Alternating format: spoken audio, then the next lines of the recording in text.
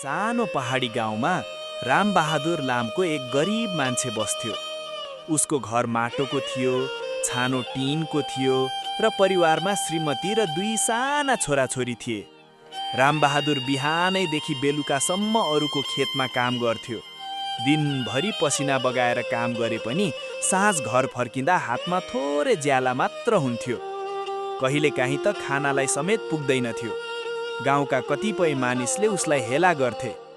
त कहिल्यै केही बन्न सक्दैनस् भनेर जिस्क्याउँथे। तर रामबहादुरको मन कहिल्यै कमजोर भएन।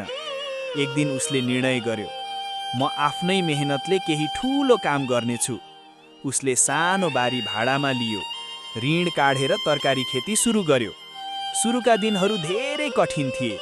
पानीको अभाव, मलको कमी र किराले बाली नष्ट गरिदिन्थ्यो। तर उसले हार मानेन। राति पनि उठेर बाली जोगाउँथ्यो।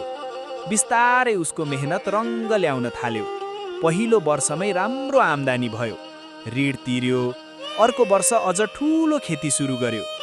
गाउँमै सबैभन्दा राम्रो तरकारी किसानको रूपमा चिनिन थाल्यो। जसले पहिले हेला गर्थे उनीहरू नै आज उसको प्रशंसा गर्न थाले। केही वर्षपछि रामबहादुरले पक्की घर बनायो। छोराछोरीलाई राम्रो स्कुलमा पढायो। उसले सधैँ एउटै कुरा भन्थ्यो, गरिब हुनु पाप होइन, हार मान्नु चाहिँ सबैभन्दा ठूलो हार हो।